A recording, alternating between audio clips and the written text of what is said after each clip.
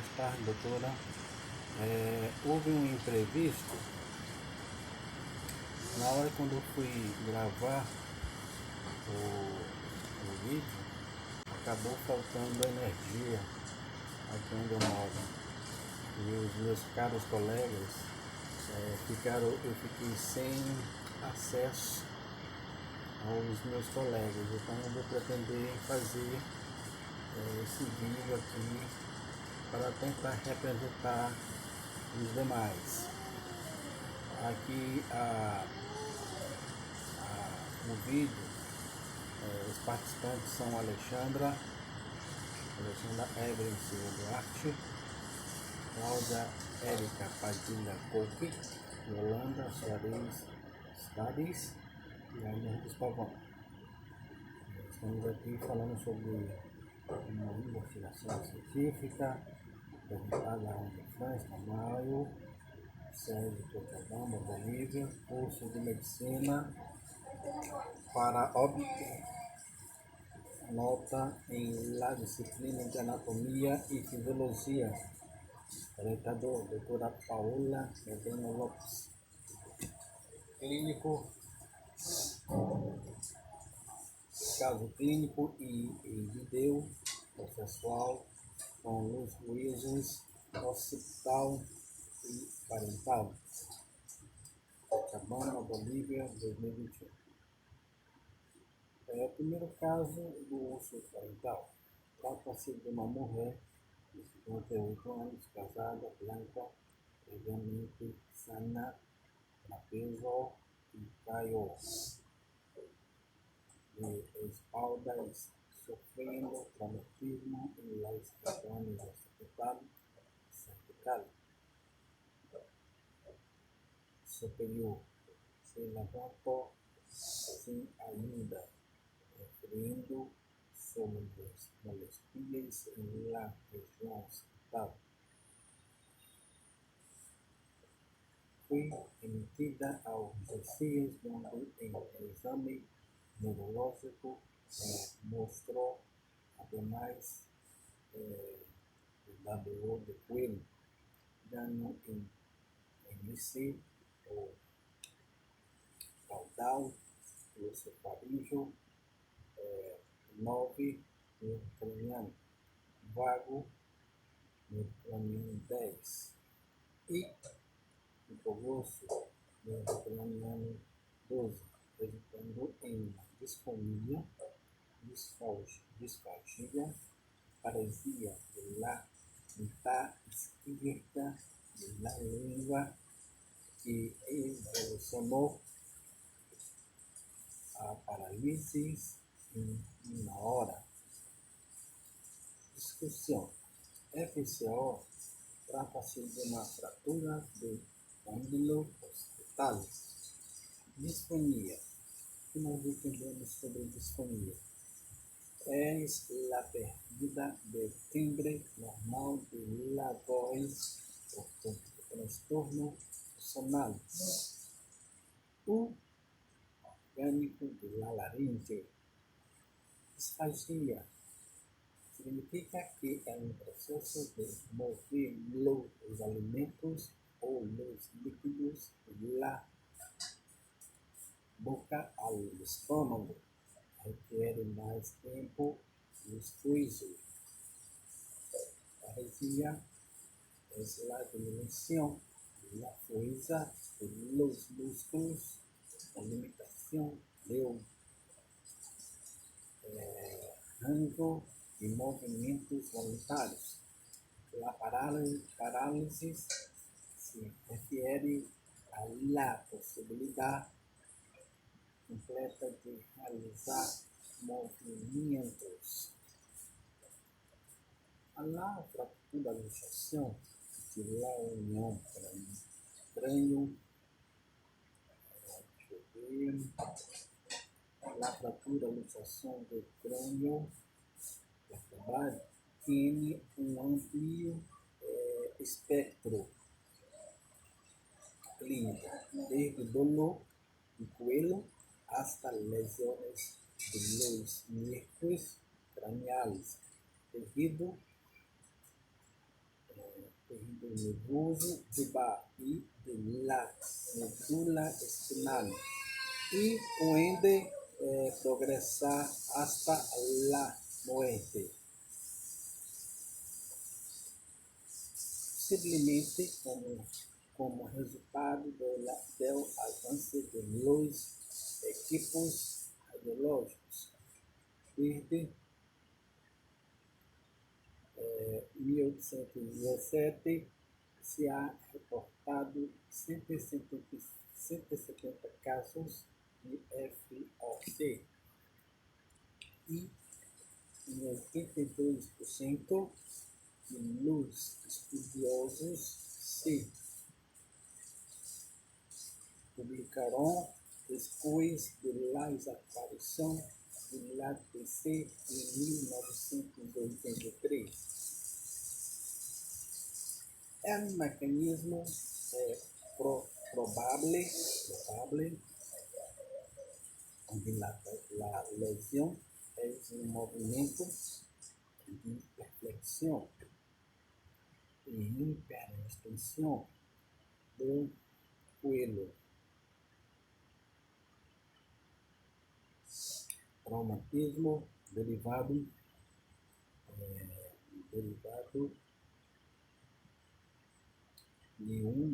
acidente de tráfico.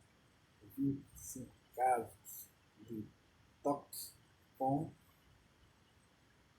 traumatismo derivado de acidente de tráfico. Fraturas de coluna bilateral e desvelos. Las lesiones neurocranianas caudales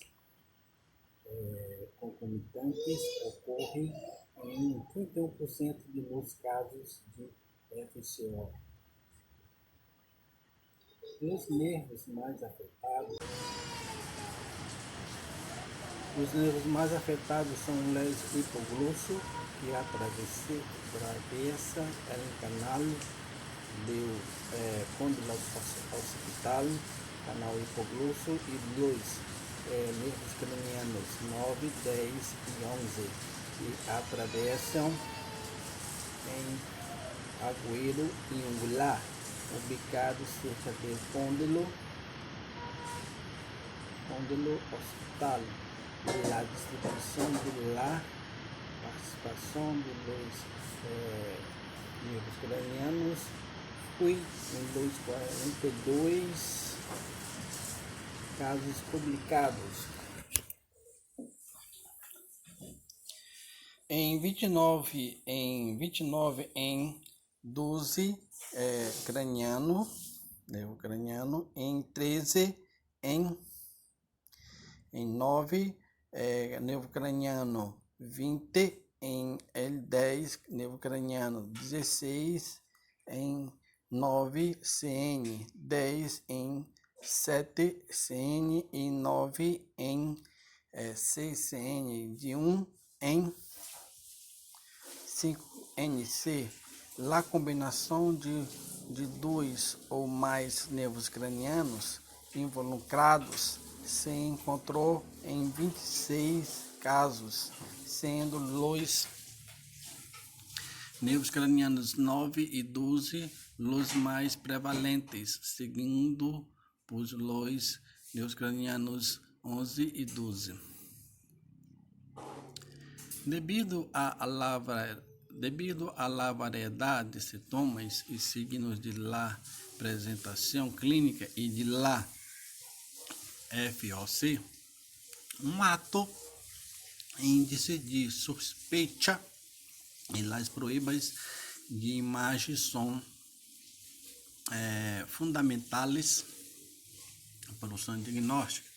La radiografia simple de crânio em la projeção lateral, o AP nos demonstra em OFC, devido a la superposição de estruturas adjacentes de la região mastóidea e mandibular.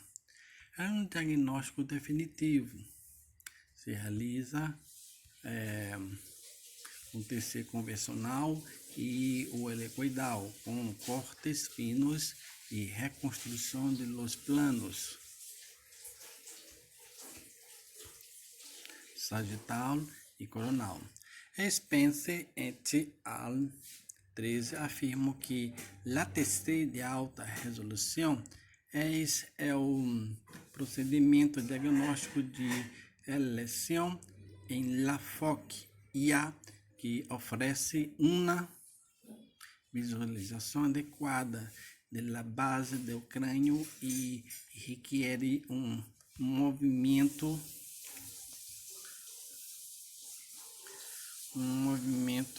excessivo do paciente. A ressonância magnética, ou MRI, de la coluna cervical pode complementar o estádio e a evaluação de integridade do ligamento e la compressão ou lesão e de la medula espinal.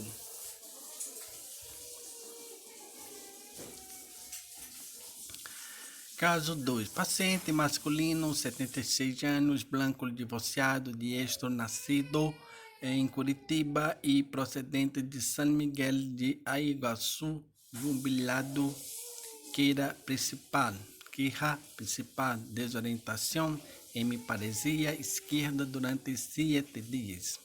Antecedente de la enfermidade atual em hijo relata que anteriormente o paciente estava sano e há uma semana pesou a mostrar lentitud e o pensamento e a coordenação motora, además de volver-se mais apático e ter lapsos recentes de memória. Também informa que começou a ter tendência a cair hacia a esquerda há 3 dias, com debilidade em hemicorpo esquerdo, nega mareos, dolor de cabeça ou vômitos. História médica progressiva. Post-operatório tardio de la angioplastia coronária. Há 2 anos, antecedente de caída desde a altura de pé, com traumatismo crânioencefálico, leve durante 2 meses, sendo tratado em um hospital e dando de alta depois de uma tomografia computadorizada de la cabeça. Tem 15 anos. História familiar. Niega cambios similares em la família. Padre morreu de um derrame cerebral. Condições de saúde atuais. Niega alcoolismo e tabaquismo. Vive em uma casa de ladrilhos com saneamento básico. Uso habitual de ácido acetil salicílico 100 mg por dia e losartán 50 mg 12 por 12 horas e atenolol 25 mg por dia. Uso esporádico de sildenafil. Discussão. Hemiparesia se refere à diminuição de la fuerza motora ou parálise parcial que afecta um braço e uma perna do mesmo lado do corpo. É as consequências de uma lesão cerebral, normalmente produzida por uma falta de oxigênio em cérebro. Dolor de cabeça. É o cuero cabeludo e o cuero. As causas graves de los dolores de cabeça são raras. A maioria das pessoas com dolores de cabeça se pode sentir muito melhor fazendo cambios em seu estilo de vida, aprendendo forma de relaxar-se e algumas vezes tomando medicamentos. Alcoolismo é uma enfermidade crônica progressiva e, em muitos casos, mortal, produzida por um consumo incontrolado de bebidas alcoólicas que interferem em la saúde física, mental, social e ou familiar, assim como em las responsabilidades laborais. A hipótese diagnóstica deste paciente é um hematoma subdural crônico, consequência de um traumatismo crânioencefálico TCE, que teve em paciente há 2 meses, ao cair desde sua própria altura sem provocar uma fratura de crânio. Este tipo de acidentes são muito frequentes em pessoas maiores que perdem em equilíbrio e se caem, sofrendo um leve traumatismo e em um crânio e o que parece insignificante de momento, podendo converter-se em um hematoma que comumente sangra. Dependendo da ubicação, a cinética do trauma e o tempo de evolução para que apareçam os sintomas, uma lesão como consequência de um TCE, podendo classificar-se em primária ou secundária. A primária ocorre em um momento de impacto, provocando lesões ao ligar discretamente ao parênquima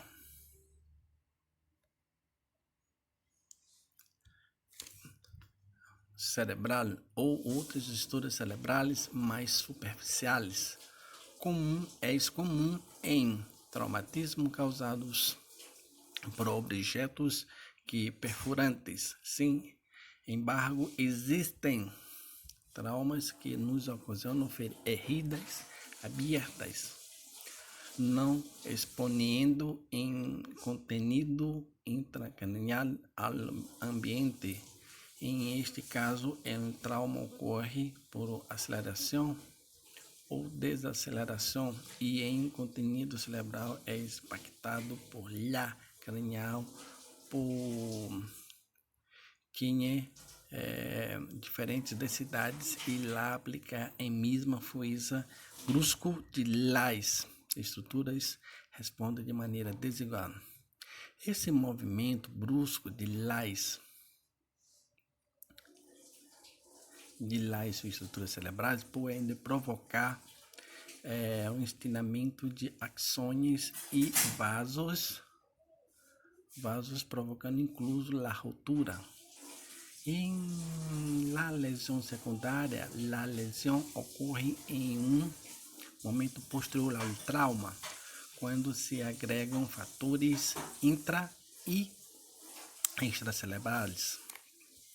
Fatores como hipoxia, hipercapnia, alterações eletrolíticas e hipotensão, entre outros, se podem somar aos desequilíbrios metabólicos, hemodinâmicos e processos inflamatórios que vêm como consequência do trauma, provocando dano cerebral. O hematoma subdural é uma entidade definida como uma coleção de sangue com diversos graus de degeneração encapsulada de evolução crônica, ubicada em la dura madre e la aracnoides. É o rápido movimento do cérebro que ocorre em trauma, podendo desgastar as venas puente que se estende desde os hemisférios cerebrais através do espaço subcarinoide subdural para vaciar em los senos durales.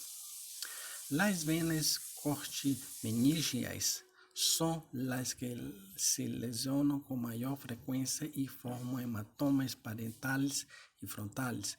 Estes vasos são propensos a desgarrar-se e podem sangrar hacia em espaço subdural. E em pacientes ancianos, como este caso, com atrofia cerebral, as venas puentes estão estendidas e em cérebro tem espaço adicional para o movimento, lo que explica a maioria taxa de hematomas subdurales em estes pacientes, incluso depois de um trauma relativamente menor. Estes hematomas são mais comuns em las partes laterais hemisfério cerebral e estão organizados por hélices de coágulos. Crescimento de fibroblastos desde a superfície dural hacia em hematoma, 2 semanas e desenvolvimento temprano, tecido conjuntivo e linado.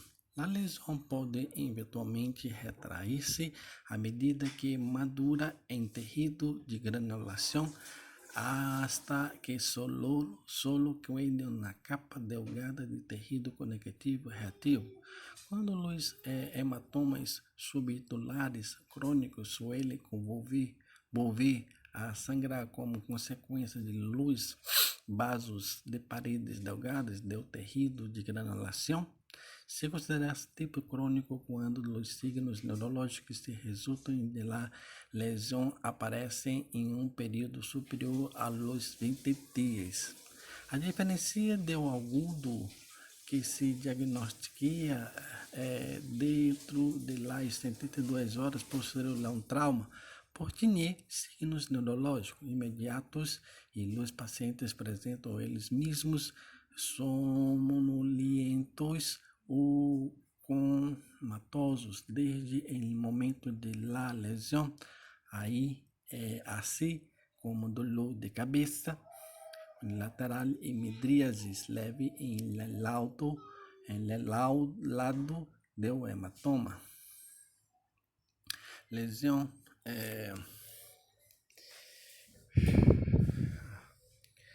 lesão do lóbulo parental. Os lóbulos parentais de la corteza cerebral são os encarregados de combinar impressões sobre a textura e o peso de las coisas e convertidas em percepções gerais. Las habilidades matemáticas e linguísticas provêm de alguma parte desta área, pero mais especificamente de zonas adjacentes e dos lóbulos temporais. Os lóbulos parentales também ajudam a la persona a orientar-se no espaço e perceber a posição de las partes de seu corpo. Um pequeno déficit em la parte anterior dos lóbulos parentales provoca entumecimento em la parte opuesta do corpo. Las pessoas com lesões graves podem perder a capacidade de realizar tarefas sequenciais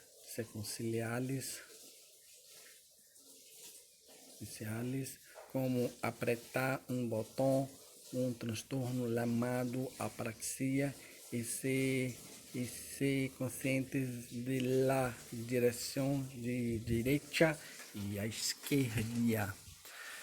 Um grande déficit pode afetar a capacidade de uma pessoa para reconhecer partes do corpo, o espaço que la rodeia, ou incluso para pode interferir com a memória de formas que antes conhecia bem, como relógios ou cubos.